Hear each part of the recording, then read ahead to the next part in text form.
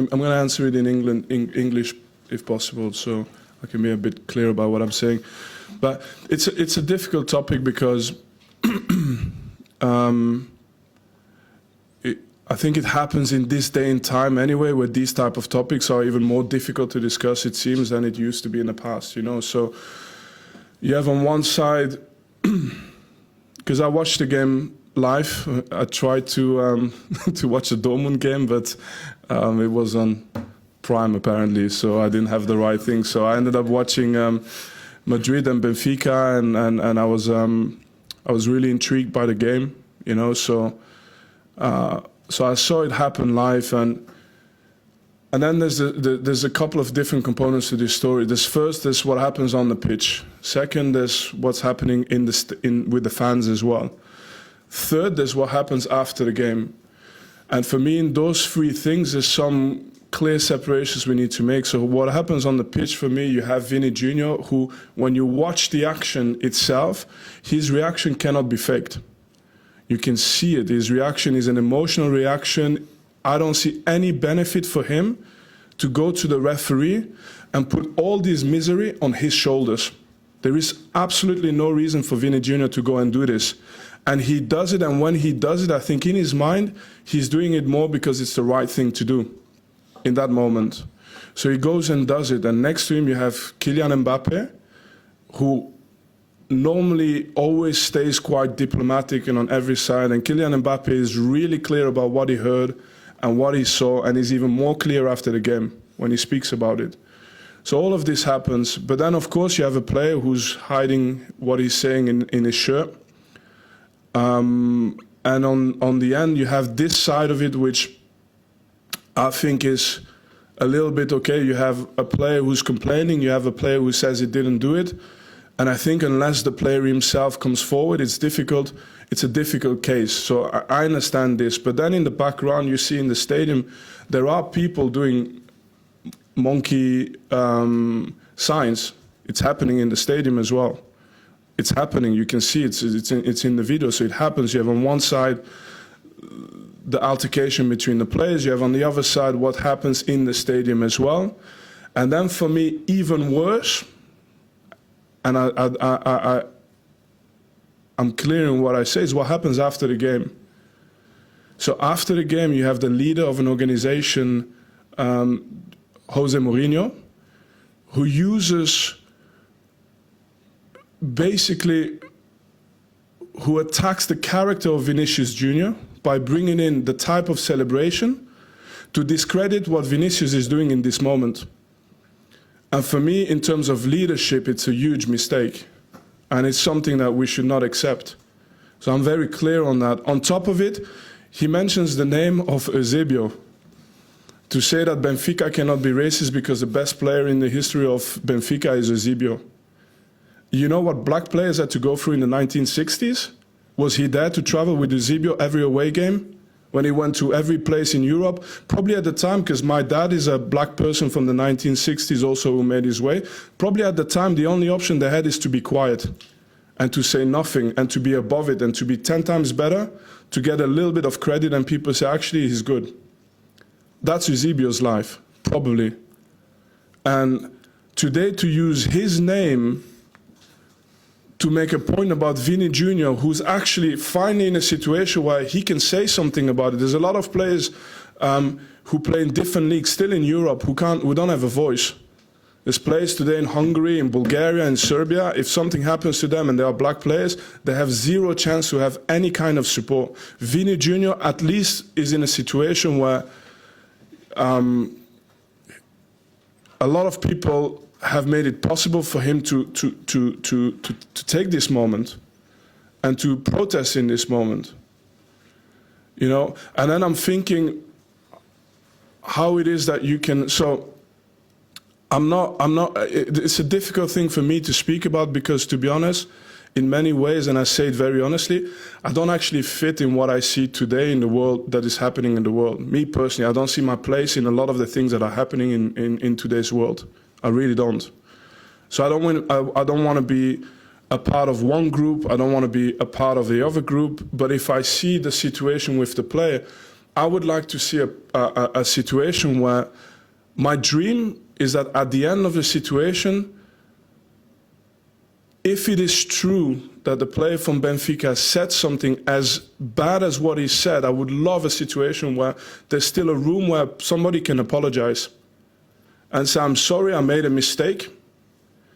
And this has an impact on the sentence as well. So the sentence should be A or B, but if you admit that you've made a mistake, there should be an opportunity as well to say that, hey, nobody's perfect. This is also a good step, you know? But we are taking away all these options because we are creating left or right and black and white, and you have to be on one side or on the other side. And actually, the one thing you can't do is punish someone unfairly. And the one thing you can't do is dismiss a person and attack the character of a person who's complaining about something he experienced and something that must be very painful to that person. So there's something that needs to happen, but and I'm just thinking, I'm sorry I'm going on this, but I'm just thinking, you know, when Jose Mourinho is doing the knee slide at Old Trafford, when he goes because he attacked the celebration of Vini Jr., when he goes to the fans in the semi-final Inter Milan against Barcelona, and he goes in front of the Barcelona fans and does his celebration, when he plays against Sevilla with AS Roma, and in that moment he's fighting with the referees, and the referees have to go under protection, leave the country under protection after that game. In that moment, if someone was racist to Mourinho, I would have hoped that all of us would say, stop, it doesn't matter his celebration. Let's listen to what he has to say. And let's defend some simple things, some core things. But again, even in that sense, I like to give context. So I have to still say that I know so many players, and I'm thinking about this situation, who have gone through it, and it's important I mean, it's happened to Eto'o, to Samuel Eto'o, it's happened to Mario Balotelli so many times. Okay, so it was their celebration as well? Okay, maybe there were some characters with personality. What if it happens to Patrick Vieira? What if it happened to me?